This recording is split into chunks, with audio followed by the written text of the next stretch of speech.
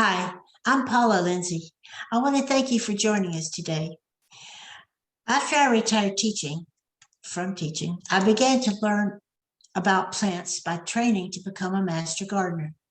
I continued taking classes, and just this year, I completed the native plant certificate offered at Georgia Botanical Gardens in Athens. As I learned more about native plants, I become more and more certain of the necessity of supporting nature by the plants we choose.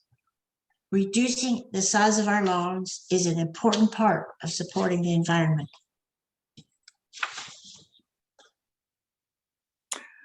I'm Tom Redmon, North Fulton Master Gardener since 2008, Georgia Certified Master Naturalist since 2015, a Georgia Arborist member, a board member of Big Trees Forest Preserve, and a land ethic educator with the Aldo Leopold Society. I'm Sandra Shave. I've been a master gardener since 2019, but I've been gardening since I was a little girl. I grew up on a dairy farm in northern Wisconsin and used to garden with my mother. We had a big family, so we had a big garden. I'm also the current co-president of the North Fulton Master Gardeners, and I want to welcome you to our lawn alternative class. So the agenda today is on why you should reduce your lawn, and we're going to give you some ideas for what you should replace it with. Tom is going to talk about making a garden or making a meadow. He has developed an urban meadow in his own backyard. Paula is going to talk about native ground covers, and I'm going to talk about non-native ground covers, which are more eco-friendly than a monoculture lawn. So some of the issues with a traditional lawn is that lawns consume a lot of water. It is the largest irrigated crop in the United States, consuming 63 million square miles, which is almost the size of New England. It also consumes 1/3 of residential water use. So think of all the money that you could save. It consumes a lot of fertilizer. 100 million tons of fertilizer are dumped on lawns every year. And a portion of that will run off into the lakes, streams, and groundwater, causing blooms and just in general polluting the water, many of which we will drink. Pesticides and herbicides, neonicotinoids are the base of many pesticides, and they have been responsible for the dramatic insect loss. It's estimated that the biomass of insects worldwide is down about 80%. And of course, this impacts the monarch butterflies, bees, and birds. And I get all of this information from a book called Lawns into Meadows by Owen Wormser. I got this on Amazon. It's a great little book. You can read it in an afternoon. And I know Tom has some other books that he's going to reference for you. Mowers and blowers also add a tremendous amount of pollution. The EPA estimates that 17 million gallons of gas are spilled every year while filling up lawnmowers. And that's almost as much as was spilled with the Exxon Valdez supertanker collision when that occurred. Oh, I think that was in the 1980s. And that occurs every year. Lawnmowers emit 10 times more hydrocarbons than your typical car does. And for every ton of fertilizer manufactured, 2 tons of CO2 are released. It also can affect the health of our pets. Pets kept in yards treated with chemicals experience significantly higher occurrences of malignant lymphoma. And in total, with all the care of lawns, the lawns, in the care of the lawn, we emit 4 times more CO2 than the grass actually absorbs. So something to think about. And with that, Tom is going to talk about making meadows.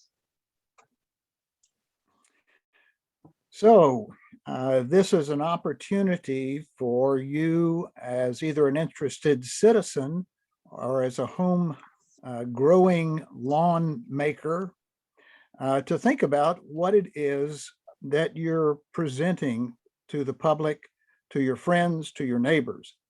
And our suggestion here at the beginning is that you might consider something called a meadow.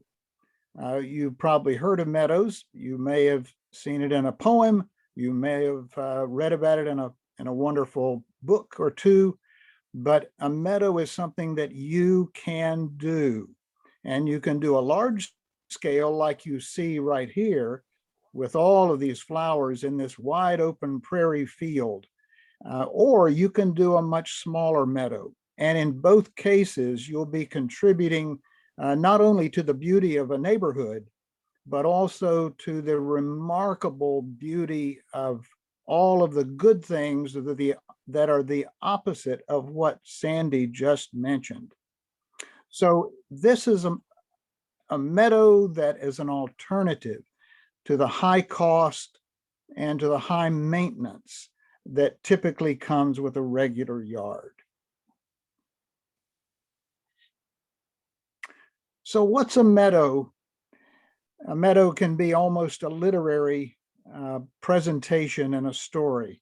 But in our case, we're talking about any naturalized planting of wildflowers and grasses in a sunny, open area. Another two authors have suggested that a garden is like nature's own. Essentially, a place in your landscape, yours, no matter how large, no matter how small, that makes you wish for a new start or a different look. That's what we mean by a meadow. They're easy to adapt to all kinds of situations, all kinds of terrains, and as small as a 10 by 10 foot area, which I'll suggest based on my experience, to a large prairie area if you have a large piece of property.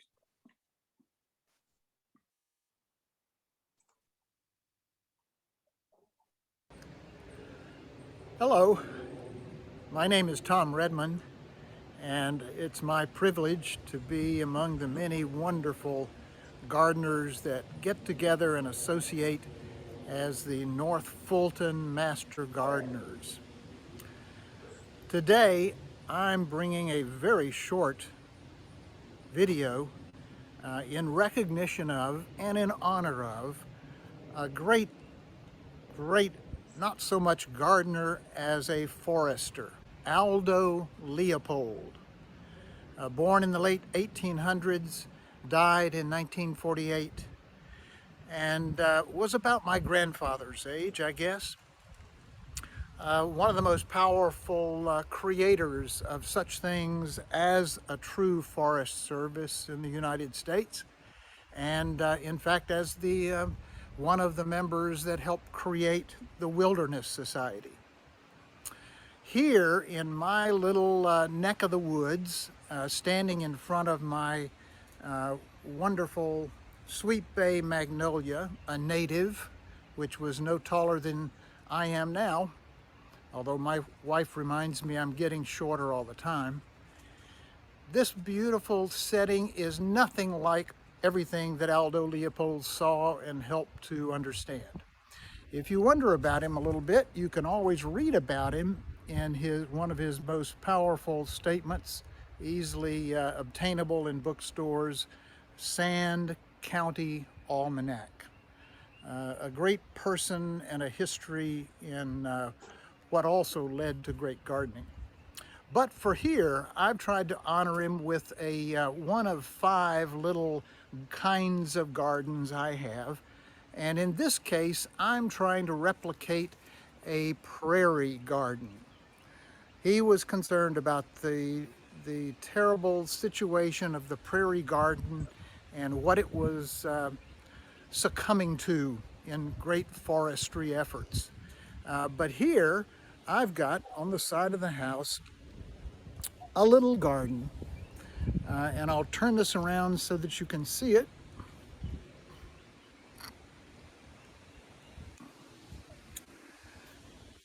A prairie garden, lots of flowers. How did this come to be? Well, it's a true mystery, because this was nothing but a barren little stretch of land right here beside my walkway to the backyard. And it was nothing to be noticed until I decided to spread some prairie seeds. And here you see the result of 3 years of waiting to see what might happen. And sure enough, the prairie has taken over. And in spite of all other efforts to do other kinds of gardening, I just love this prairie garden. And it reminds me so much of the life of Leopold and how valuable people like that are to our great garden communities in the United States. So, as the folks on PBS would suggest, this is Tom Redmon's brief but spectacular effort to give homage to Aldo Leopold.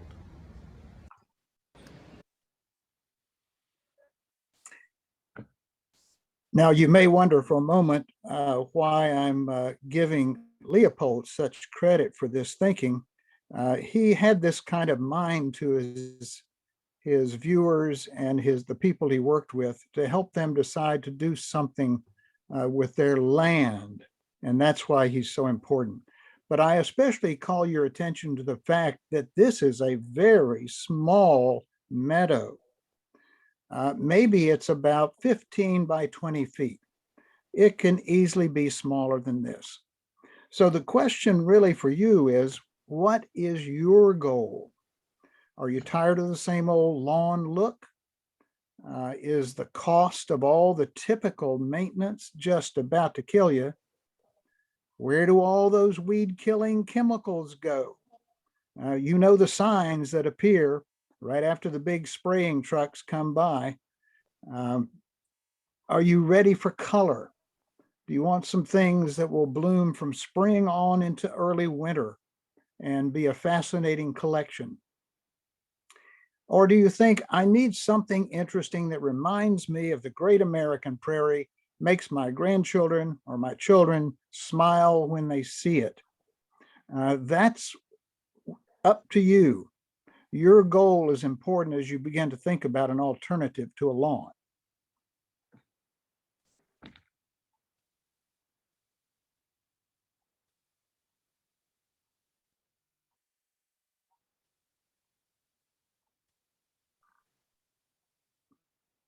Okay, if we get the next slide, there we go. So having a goal that's met involves planning well for a meadow. Linda Martin here in Atlanta is a wonderful gardener and has a terrific meadow book that I encourage you to take a look at. So along with her good thinking, I've found some very important key points about trying to plan well. First of all, you need to choose a site that's small enough for you to plant and control easily. So that means that for most of us in homeowner situations, we will not have a large prairie. We'll have just a little section of the yard. It might be a place that's, as you see in number 2, shady, could be sunny, could be wet, could be a situation that you just can't get grass to grow on. And so you think there's a good opportunity to experiment with a meadow. And meadows are wonderful for experimentation. You can choose plants or seeds that fit the southeast area. That's pretty easy to do. And your site will help to make those species grow well together if you pay attention to the kinds of seeds or the kinds of plants that do well in this area. You want to think about the time of the bloom and the size of the area that you have and how you want it to fit into your seasons. And on to the next slide.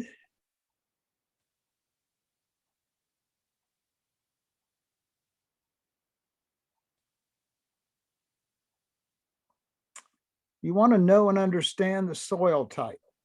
A lot of gardeners think about the pictures they see in magazines, the pictures they see in books, and in their own mind about just how beautiful a place can be as a garden. But it takes a little thinking about what the garden is going to grow in. And that means dirt, soil.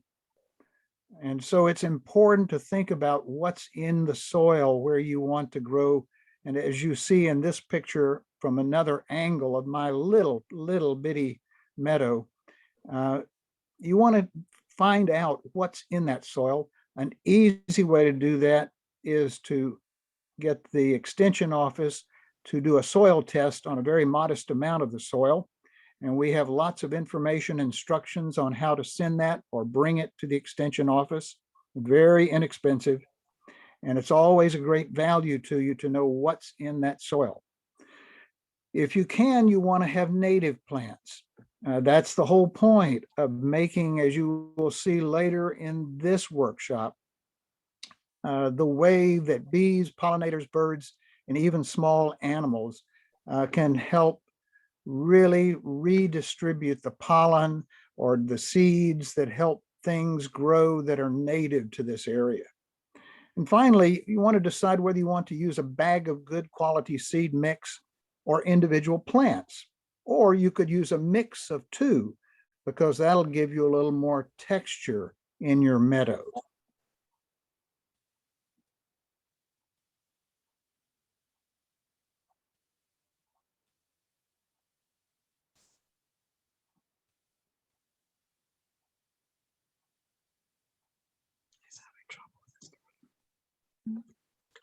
And we'll get the next slide up here. May have missed a point. If there was a point number 8, it was covered up. Couldn't see it. Here's some good opportunities to think about different seed choices and flowering. Butterfly weed is always a good choice because it involves the very plant that the beautiful monarch butterflies, as you see them in this far right slide, and it's always a great help to various pollinators. Bachelor's button, coneflower, purple coneflower, black-eyed Susan, and ox-eyed daisy are good choices, and they're pretty reliable for this part of the country.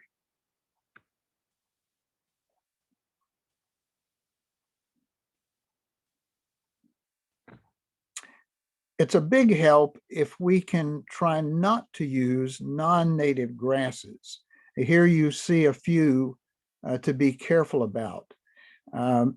It's not so much that they won't work in this area, but they tend to take over or to sort of outcompete some of the other natural, more native opportunities you have to see color.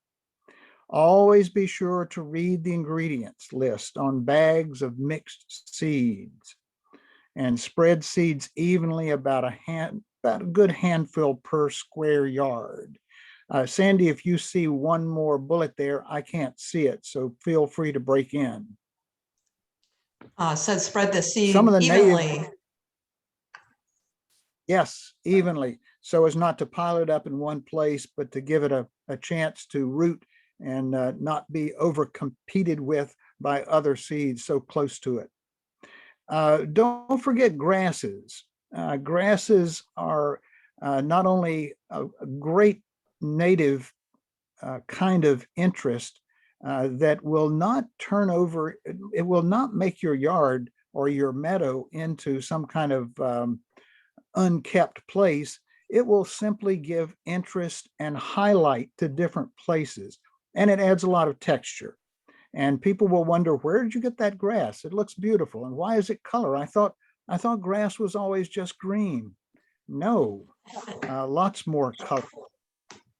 Some other sources for seeds for meadows, various places along in the North Fulton and on further north area.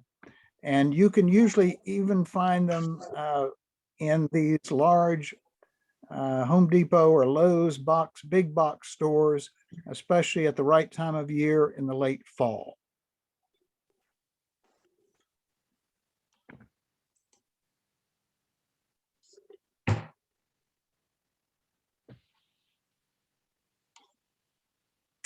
And here we have an idea of the maintenance that's involved, prepping, sprinkling to make sure the seeds are not all piled up in one place, watering in lightly so as not to rush the seed down in a big flow of water so you don't get enough seed in the right place.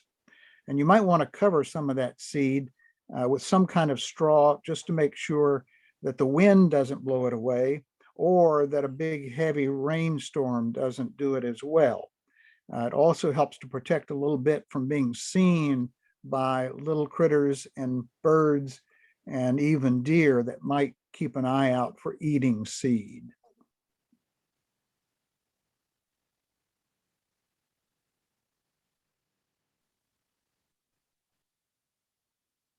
Finally, as this good friend of ours will tell you, always try to keep him away from tromping through your seed site. He may be good in some cases to push it down in the ground, but you really don't want to try to bury your seed very deeply. Even on top of the ground, it will take root if given just a careful sprinkling and given a few weeks and of care. You'll begin to see some leaf growth and plant growth. Always be ready every early winter to use your weed whacker. You want to cut what is left of a meadow down to about 6 inches or a little bit less. Don't dig it up with the weed whacker, but get it on down and pull some of that off later on as it begins to pile up. If it begins to look like you can't see what the growth is underneath all of the things that you've just weed whacked. So you don't have to pull it all off. Don't have to be too careful about it, but give it some light and some good sunlight. Always enjoy what happens and plan with experiments with new seeds. Use a few new plants, and next fall get ready to do it again. You can also begin to develop a rock border around the meadow area, because you'll begin to see where it stops, where the grass starts, and it'll give you a new interest idea about how to focus some interest on what you're doing in that particular area, rather than have people who walk by or drive by think you just have left that part of your lawn to go.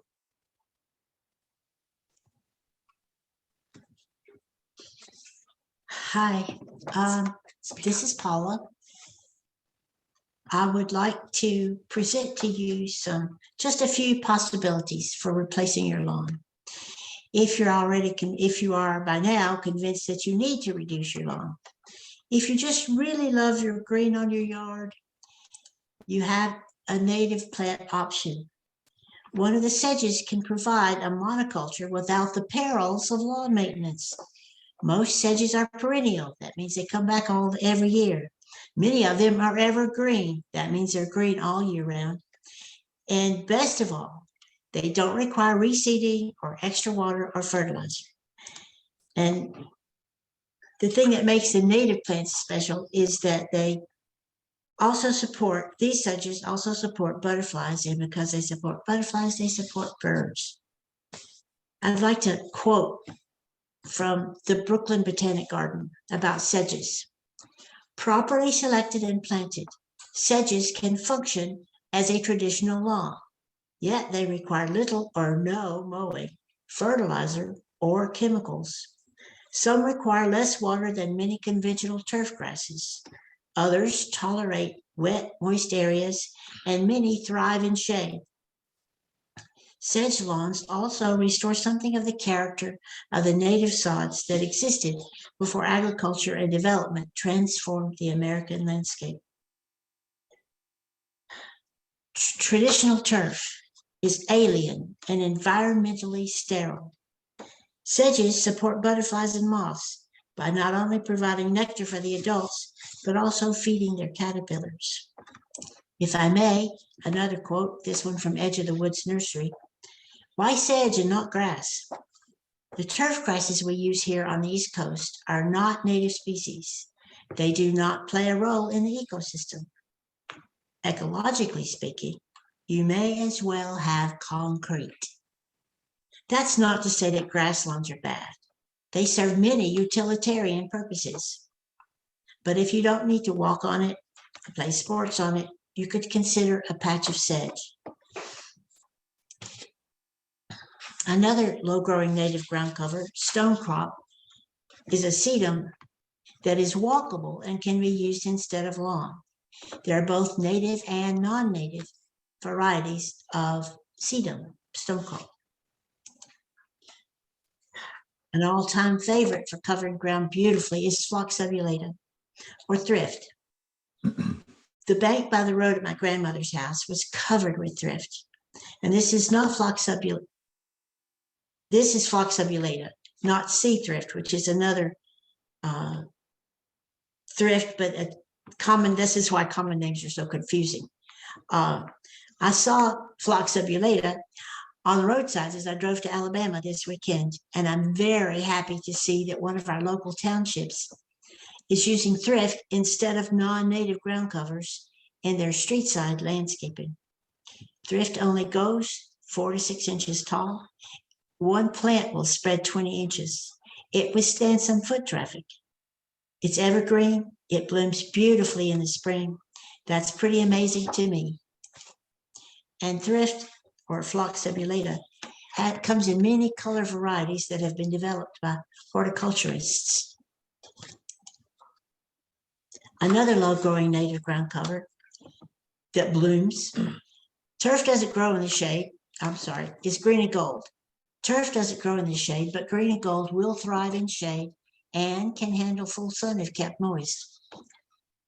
Green and gold provides both pollen and nectar and bright yellow flowers in the spring. Dwarf cinquefoil. Wait a minute, isn't that a weed? It depends on who you talk to. Dwarf cinquefoil is a low-growing ground cover that supports pollinators, especially certain species of native bees. I need to talk about bees for a minute. There are over 4,000 native bee varieties in the United States, and over 500 of them are native to Georgia. Of that many bees, only a very few will sting. Most are solitary bees living out their life with a single goal of collecting pollen to feed their babies and finding a place to lay the eggs. Solitary bees include bumblebees, mason bees, leafcutter bees, and others that nest in thick ground cover, soil, or wood. And it's interesting to me that native bees are actually better at pollinating fruit trees and vegetables than honeybees. Violets, such a sweet surprise in spring, and they host fritillary butterflies. Unlike most butterflies, which lay their eggs directly on a host plant so the caterpillars can eat as soon as they hatch out, the caterpillars, fritillary butterflies put their eggs in close proximity to violets or passionflower vines, so their caterpillars have to take a hike to find their first food. And yes, they are considered by some to be pernicious weeds in the lawn. But wild violets can actually be hard to find in our overgroomed and chemically treated lawns. But if you can avoid weed killers, violets will sometimes pop up with their cherry blue, purple, or yellow blossoms. Growing only 3 to 5 inches tall, there are varieties that thrive in shade and varieties that prefer sun. And the winner is, for my money, anything that supports 60 butterflies and moths has to be important in your ecologically sound backyard. Wild strawberries grow in sun or shade. The little red berries appear the little red berries appear after the yellow center blooms have finished. This provides interest in your yard for more than one season, and perhaps more importantly, provides food for wildlife. Many people want to avoid having their yard plants eaten. This is the reason most of the plants we plant in our yards are not attractive to the local natives. And the reason, because we use more imported plants that the local natives can't eat. But I get excited when I find a hole in the leaves of plants in my yard because that tells me that the plant that is in my yard is supporting wildlife. Ralston Arboretum in North Carolina has planted a beautiful lawn of low-growing perennials that provide a colorful alternative to a uniform green lawn. Mowing is reduced to no more than twice a year, and it needs to be a little taller than most lawns, about 6 inches high at the lowest. A bit of hand weeding may be needed until the plants expand to choke out the weeds. So you can choose to push a gas-guzzling, polluting lawnmower around for a couple of hours every week or two, or get out your sit-upon, your gloves, and a glass of your favorite beverage, have a seat in the middle of the yard and pull the weeds by hand. Part of the fun, at least for me, is learning to identify both the desirable plants and the weeds so that you can remove the right plants. Okay, Sandy, it's your turn. Hello again. So I'm going to talk about non-native ground covers. And while we certainly advocate that you use native ground covers or plant a beautiful native meadow, there are places for non-native, and while they might not add tremendous benefit to biodiversity, at least it does no harm. So why might you use them? I personally use them as problem solvers. And long before I really understood the value of native plants, I was using these plants because I have a problem yard. I have too wet, I have too dry, I have too shady, and I have a lot of trees. So it was a struggle to grow consistently a lawn or many other plants as well. A lot of these ground covers will also add some interest, both color and texture, and many are green year-round. They tend to be easy to grow, drought tolerant, don't require fertilizers, pesticides, or herbicides, and you mostly don't have to mow them. Some of them you might want to trim up with a weed whacker, but mostly don't have to mow. So top of the list is creeping thyme. While I haven't personal experience with it, because I don't have a lot of sun in my yard, and this really needs full sun. But my master gardener friends tell me that it's a great plant and tolerates foot traffic. It smells wonderful and has beautiful blooms in the spring. You can eat it because it is thyme. It's deer and rabbit resistant. The butterflies and bees love it, and it's evergreen. So here's a picture of it in bloom as a true lawn alternative. And here it is in the winter time. When it's not blooming, you can see it makes a lovely green lawn, which is better than most of our lawns in the winter time, which are brown. So it grows thickly and chokes out the weeds. But again, it does require sun. Another one is white clover. White clover I put in the category of good news and bad news. The good news is that it attracts the wildlife. The bad news is that you may step on a wasp because it's really thick. I grew up on a farm, and as children, we used to pull the flower off and pull out some of the flowers and suck the base of it, and you just get a mouthful of nectar. So of course, if we liked it, the bees and the butterflies, of course, did too. But it grows densely, tolerates moderate foot traffic. It does grow a little bit tall, so you may need to mow it once in a while.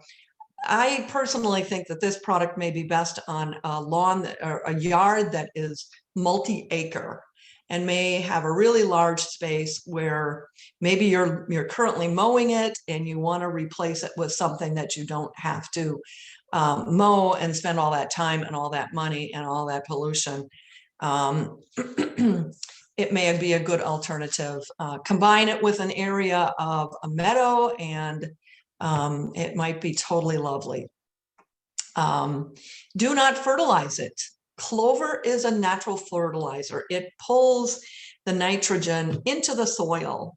Another reason why farmers like it is they use it to alternate with a corn crop. So you might grow corn for 2 years and then switch to growing clover, which, you know, they'll harvest to feed the cattle, but then after a couple of years, plow it under, and it will have put all this nitrogen in the ground, which is then great again for the corn. It's also, and the cows would like it because it was like dessert to them. And it also produced high butterfat milk, which always allowed the farmer to get more money for it. But your deer are going to like it as well, so beware. Stone crop. Paula talked about native stone crop. There's also some non-native stone crop, comes in lots of different colors and textures. Again, drought tolerant. Typically they say sun or part sun, but I have stone crop that looks kind of like the variety on the top that grows in some of the deepest shade in my yard, which is behind a retaining wall that I have. And it's literally growing up the north side of this retaining wall. In my literature search, it said that the best for a true lawn replacement is the gold moss stone crop, because it fills in very thick and is step tolerant. And my favorite line is this: it grows best in areas of low nutrients. So no fertilizer needed here. Ajuga, also called carpet bugleweed. Very beautiful. Mine is getting ready to bloom. It will bloom probably in a week, in probably about 2 weeks. It has these beautiful spiky blue purple flowers in the spring. It is very dense growing and will choke out any weeds. And it's perfect lawn height, 2 to 4 inches tall. It spreads through runners and it will double in size. A given patch will double in size. And so you'll have plenty to share with your neighbors and friends. And this will grow in the shade, full sun, part shade to full shade. It does like to be well drained. I do have a very wet portion of my lawn. It's a low area between my house and my neighbors where I have a French drain. But of course, when we get those really heavy rains, the rain will come down faster than the drain can drain it, and the water may sit there even for as much as a day. And then that area, because it's low, will stay moist, and this will not grow there. And it's deer resistant. This is what I have, is chocolate chip. It has a dark green leaf with brown mottling in it, hence the name chocolate chip.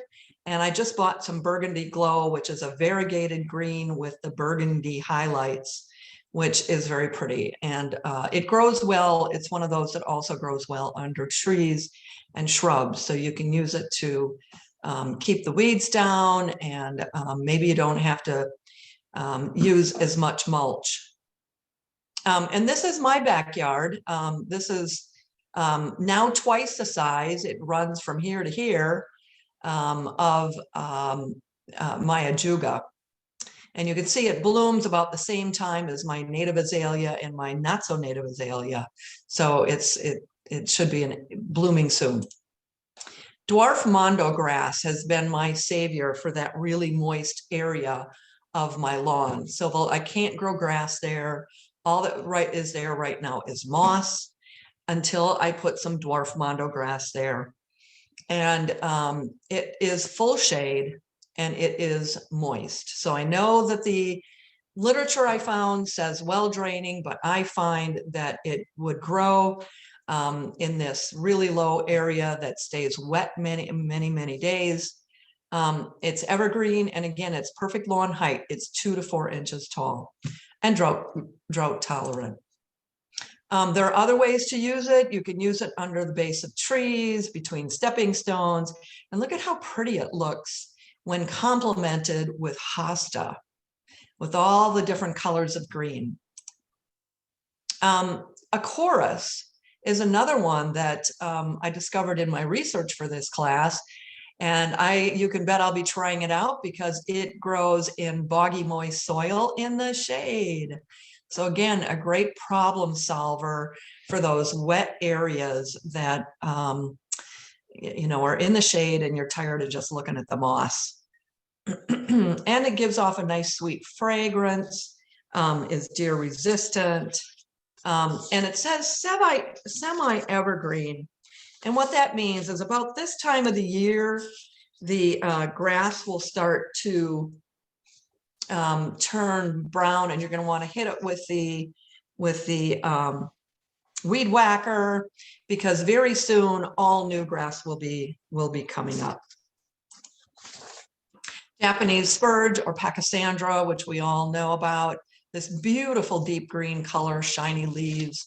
It's really popular for growing under trees where you don't get any sun. And it's a really tough plant. It you know, drought, it deals with heavy clay soils, deer and rabbit resistant. So again, a great product for those problem areas. And here's some other ones that I won't spend a lot of time on, but I have some strawberry geranium that grows in my woods, these beautiful little white flowers. Again, it will grow in the shade, and my patch now is about 6 by 6. Lily of the valley, which in some areas is considered invasive, so be very careful with this, but it smells marvelous when the little bells are in bloom, and it is evergreen. And lamb's ear, which many of us are familiar with, will grow very well. It's again, it adds a really nice interest by virtue of its dusty white color and the soft, fluffy texture to the ear, to the leaves. Blue fescue is another one of those accent ground covers that you can use if you want a pop of blue. Again, it's evergreen and easy to maintain and easy to grow. Does need full sun. And blue star creeper was another new one in my research, but it fits all the criteria of a lawn alternative or even a lawn reducer, as you see in this picture. But look at how pretty that is. It's evergreen, tolerates foot traffic, 3 inches tall, perfect grass height, easy to grow, low maintenance. Again, you don't need chemicals on this, and you don't need to mow it. And here's just a quick picture of one of my master gardener friends' backyard, where she combined pachysandra, which is in her landscape area, with dwarf Mondo grass in sort of what would be the lawn area, and sedum. And look at how interesting it is to combine the different colors and textures to create a pattern and create something of greater interest than just a monoculture lawn, and which probably wouldn't grow in this area anyway because it's in the shade. So just some concluding thoughts, not just for the non-natives, but for the natives and for the meadow. You may get competition from weeds that first couple years that you plant it, but that will go away as it fills in and chokes out the weeds. But if you need to hand weed, you can apply some pre-emergent, but not if you're throwing down seed. If you're laying seed, the pre-emergent coats the seed and will prevent the seed from opening. So only if you're not reseeding. And you can mulch any of the areas where the plant isn't growing, and just to keep the weeds down until it spreads and grows over that bare area. You might want to lightly fertilize the first couple of years. After that, you don't need to. And if you are, I would suggest using Milorganite, which is an organic product, and spread it lightly. And some final, start small. We can all probably think of a area of our lawn that could use with some native plants, maybe a sunny spot. And then we also have some problem areas that maybe some of these plants could benefit from. So experiment and use local native plants where you can, get creative, and just feel really good about leaving the world a better place. And here's our references. In particular, there's some information on the UGA publications website on ground covers. Tom references several books here that he has enjoyed for creating wildflower and native wildflower meadows. And if you haven't already signed up for Ellen Honeycutt's really excellent native plant blog, you should do so. Just Google Georgian native plants and it will pop up. And the same with the Georgia Native Plant Society. Will list many, many native plants there that you can use. And of course, there's many other references that we've used in our research for this presentation. We want to thank our promotional partners, and we want to thank our media partners. And then please join us for our final class of the year, or of the season, which is Introduction to Hydroponics, learning the basics to enjoy growing without soil. Ian Matthews has a hydroponic system set up in his basement, and I can't wait to see this presentation. I think it's going to be very, very interesting, and it's really the wave of the future for growing vegetables and plants. If you would like to see our previously recorded webinars, you can go to our YouTube channel at North Fulton Master Gardeners, and to follow for future classes, just go to nfmg.net, and we keep a list of our ongoing classes there. And you can also sign up for our email system, in which you will automatically be notified when we have a new season of classes. And with that, thank you so much, and we will take questions. Well, thank you, everyone. Yes, thank you. We have two questions for Tom, two initial questions for Tom, and I'm going to put them together, Tom. Is meadow possible with a shaded lawn? And will roaming deer preclude meadow growth? Sure, good question. The dampness is really not going to be a problem for wildflower meadows, the ones that I showed. And you got some very good information from our other two presenters, Paula and Sandra, about which plants also do well, especially in the ground cover area. But for meadows, that's not going to be so much of a problem unless there is just simply running rainwater coming all the way through it. The second question has to do with deer. Generally speaking, I've never had any problem that you saw in my garden with eating the seed. It's just too small a commodity for deer. They're looking for upright, upgrowing plants that are tasty and not too bitter and not too thorny and tough.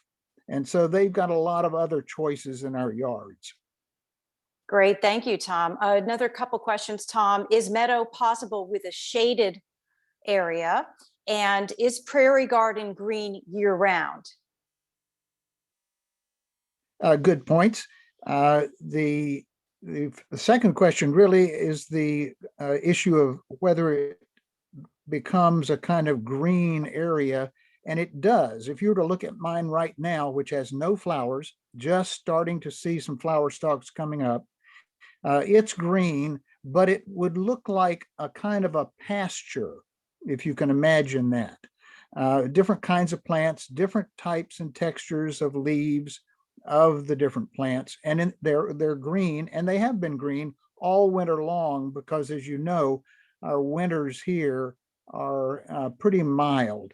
And Dana, say the first question again. I think I've lost track of it. The first question was about, is meadow possible with a shaded area? Sure. Sun always is better for meadows. Now, my other two colleagues, Sandy and Paula, could give you some great suggestions for shade plants, but generally speaking, flowers love sun.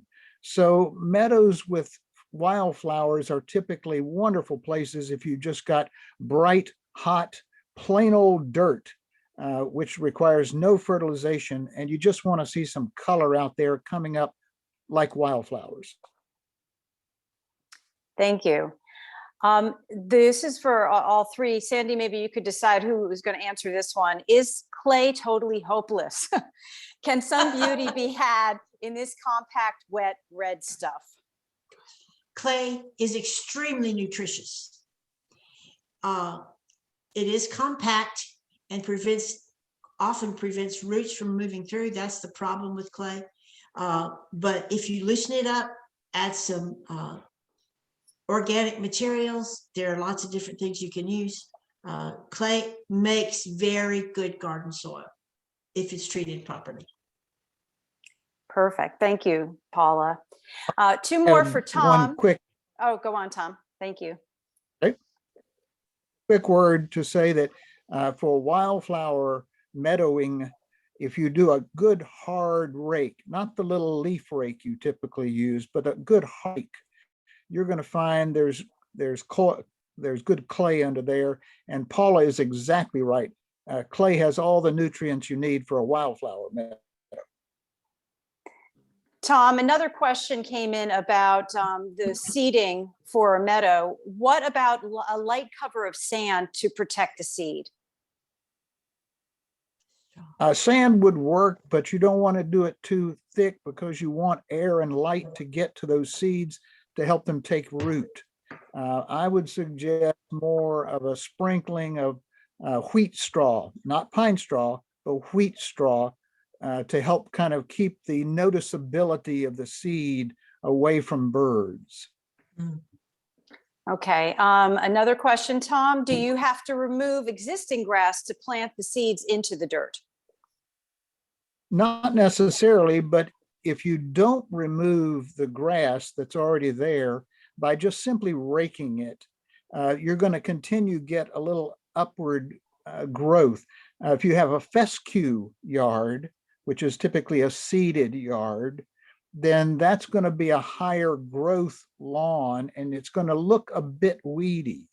Now, if you've got Bermuda or Zoysia and others that are typically laid down at the beginning of the development as more of a sodded yard, then that's probably going to get easily killed away by the other growth of the meadow wildflowers. Okay, thank you. Paula, what were the native grasses? One viewer said that she observed the switchgrass, but missed the rest of the native grasses that you were recommending. Oh, that was in Tom's presentation. Oh, Tom's, I'm sorry. Yeah. Well, the grasses that you saw listed there on that screen, which you can go back to and take a good, careful look if you want to, are grasses that are easily available in most of the stores that I've been to that have decent plant, open air, perennial areas to choose plants from. Not necessarily the hardware type store, but other stores with a lot of outdoor plants to choose from. And there are an awful lot of good grasses. And the folks there can usually be pretty well counted on to give you good advice about the coloring and how the grasses grow, how high they grow, and what they look like over time. All right, Sandy and Paula, can snakes make a home for themselves in the ground covers? What? Can snakes make a home in the ground cover? I guess they can make a home anywhere, but typically snakes like cover, a bigger cover than this, and they like rocks and Limbs. limbs, tree branches. Thank you. Paula, could you recommend native plants in place of lawn for very damp soil? For what? Damp Damp. soil. Native. What likes wet feet? Oh, like wet feet. Off the top of my head, no, but there are plenty that do. There are some sedges that won't grow anywhere unless it's damp. I actually left out a couple of possible plants because they require that kind of moisture, but I don't remember their names right now. I can look them up and get them back to you. Two that come to my mind that are small, well, one's a small shrub, is Virginia sweet spire. Yes. That they like wet feet, and red cardinal flower. They grow quite tall. So In fact, they won't grow anywhere else. Yeah. yeah, I like wet feet. Well, as well. Okay, and then another final question, I think, unless anybody, if you have any other questions, folks, please enter them into the Q&A, is could you recommend, I'm sorry, I need a low growing ground cover for shade area. What are your suggestions? You want to do it or shall I? We can take turns. Okay, you give one. Okay, well, I talked about several of them in my presentation. All of these, Pachysandra, these are non-natives. Mondo, did they ask for natives or? No, low growing ground cover for shade area. Yeah, okay, so Pachysandra, Dwarf Mondo, all of these, the strawberry geranium, the lily of the valley, well, not so much lamb's ear. Acorus, dwarf mondo grass, ajuga. Yeah, that's it. So most of the ones I talked about. Yeah, same here. There are sedges that prefer shade. One of my favorites, because we have a lot of it at Smith Plantation where I work, is green and gold, Chrysogonium virginianum. It prefers shade. There's a spring ephemeral that I didn't use because it's not a ground cover for all year round. But bloodroot is just fantastic in the shade. Violets, there are violets that grow well in the shade. And strawberries have it all. They'll grow in the shade or the sun. So Great. Great. A few more questions came in. Tom, should a meadow have perennials or annuals? Well, I think you would find that most wildflower meadows are perennial. They'll last several years, especially if you don't rake them out or damage them by some other form of construction or walking across them too much. So you could consider them perennials at least for a few years, sometimes for many more years than that. The question came in, isn't creeping thyme invasive? This person says that I might be mixing it up with something else. I don't really know. Do you know?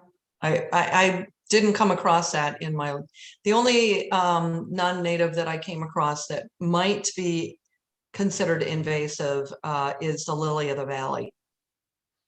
Yeah, and I grew creeping thyme in my last garden in Southern California, and it was not invasive. It did just fine. It was very, it was an excellent ground cover, actually. Since ground cover usually spread and multiply easily, how do you restrict it to a particular area? Well, I have done that with stone crop. Stone crop is quite, the stone crop I have is quite aggressive. And so I've constrained it with landscape edging. The other items, I just dig it out and give it away or throw it away if it's getting out of control. Paula? I have a weird philosophy. If it grows there and if it's happy there, I let it do it, unless it is a known non-native that's going to keep the natives from doing their thing. Good point. Tom, after cutting down a weedy backyard, what's the best way to prep it for a meadow? Do you recommend chemical weed killers like Roundup, or what other thoughts do you have on that? If you have the kind of difficult bushy weeds I call them weeds, but they're typically large, bushy weeds and growth, you may have to use some kind of weed killer on it, but you want to leave at least a month to let that drain away and make sure it's a kind of weed killer that does either drain away or converts to a salt, a simple salt. If you can, don't use that. Don't use that. It probably would even be better to cut down right to the ground or in the ground, or dig out any heavy weeding or bushes that you don't want there. And then you may have to do it again year to year, but that doesn't take much work. And it certainly keeps all that chemical out of the place where you want good plants to grow. And if it's a small enough area, you can cover it with cardboard, and the cardboard will choke out any of the weeds. You know, you might have to leave it there for a couple of months. It's a good thing to do over winter if you're looking to kill some lawn and put in a meadow area. And then you can just plant, if you're going to individually plant native plants, you can cut right through the cardboard, or you can remove the cardboard and amend your soil from there. Yeah, and if it's a big area with turf, you could rent a sod cutter at the rental place for a day or so and do that. You can also, like Sandy said, cover it with cardboard or even tarps for a bit so that it could shade it out. Another question, ladies. Even black. How about? I'm sorry. Even black plastic sheets that you could then take back up once it was dead. Perfect. Sandy, do you have any comments about creeping Jenny? Oh, yeah, it's a great ground cover. I think it tends to like a little more sun, but boy, that one will take off on you. So I actually have a small patch of creeping Jenny, but I work really hard to contain it. I have found it cropping up in different parts of my yard now. So I'm not so sure I would recommend that. I kind of left it out of my presentation on purpose. But it looks great if you put it in a pot and let it trail down, you know, the thriller, filler, spiller. It makes a great spiller. And then if you put it in a pot, you can contain it. All right. Any recommendations for seed mix sources? I would recommend some of what you saw slide that had those sources listed for the wildflower parts. Okay. My ground area is shady and does not drain well. Need ground cover to tolerate. Grass does not do well. And so, Sandy, that kind of describes what you were describing your lawn to be, or your backyard. Yeah, I found dwarf Mondo grass to work. It's in the shade and it's wet. And the dwarf Mondo grass did beautifully.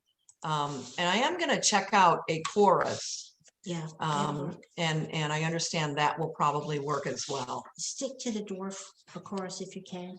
Dwarf Yeah. a chorus or dwarf Mondo grass? Dwarf a chorus? Yeah. Okay. No, I would. Because I think a chorus, if you're near a riverbed or something, can become invasive, right, Dana? Problem. Yes, Or can be it a is problem. a problem. And it likes sun and shade, and it takes off. So be careful about that. When is the best time to start prepping for a meadow, Tom? Always fall if you can, because that can allow you to give a good hard rake to get things there that you don't want there, like grass, a good hard rake, and also prepares the soil very well. You have time to do a soil test, and then of course you can put the seed down, and that lets the seed overwinter over a good several month period, which is not a bad time in Georgia, even North Georgia, because it's not so cold. But that will allow the seed to really take root and be ready to start popping up the next spring, as early as the next spring, and certainly during the next summer and fall of the next year. Thank you. Paula, what about trying to plant native ground cover in an area that has poison ivy and poison oak? What can you plant that would possibly choke these out? I don't know of anything that chokes out poison ivy. And I'm extremely sensitive to it. You could find somebody who's not sensitive to it to pull it out for you, because that pretty much works. Watch your neighborhood, because poison ivy grows up trees, and when it gets to the top of the tree, like English ivy, it becomes viable. It produces seeds, berries that the birds eat, and will spread it. That's why I keep finding it in my yard.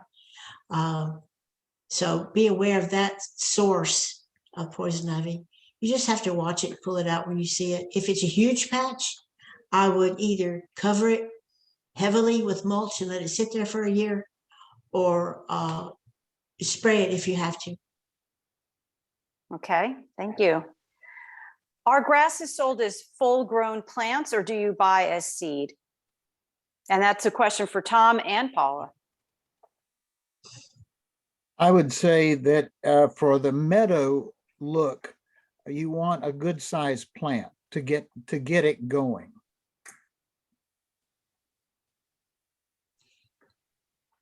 And yes, you can buy grasses in gallon containers and even larger containers, I believe, at most nurseries. That's right. Okay, we have a few more. Let's see. Will the ground covers mentioned compete with my native trilliums, perhaps overpower them? Most of the natives won't. You do have to be careful with trilliums, though, because they are sensitive. I'll look that up. I wouldn't use non-natives with trilliums, because non-natives can be thuggish and push everything out. Yeah, it can be very aggressive. Any comments on moss as a ground cover? You either love it or hate it. Yeah, I hate it. I love it. My buddy. I think it's great. If And the a only person doesn't like moss, they should get a magnifying glass, get down on their hands and knees, and look at those remarkable teeny tiny plants. I see them every day. They're all over my yard. to maintain They're everywhere. To maintain a moss yard, all you have to do is keep detritus off of it and make sure it gets water. Although it will brown off when it doesn't get water, and it gets water and it comes back. But to maintain it, all you have to do is keep other things out of it and off of it. All right, this is a question about aquatic or likes wet feet plants. I have a 3-acre pond. Any recommendations for a non-invasive water plant?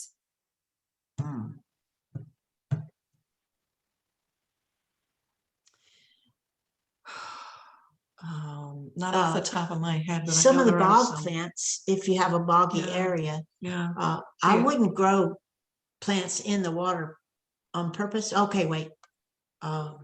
Bulrushes, cattails are on the edge of the pond, are nice. Did they want natives or non-natives or either? Well, I don't know. The Indians use the fuzz to. The Acorus would probably work, and the I know the strawberry geranium is supposed to be able to be grown in water as well.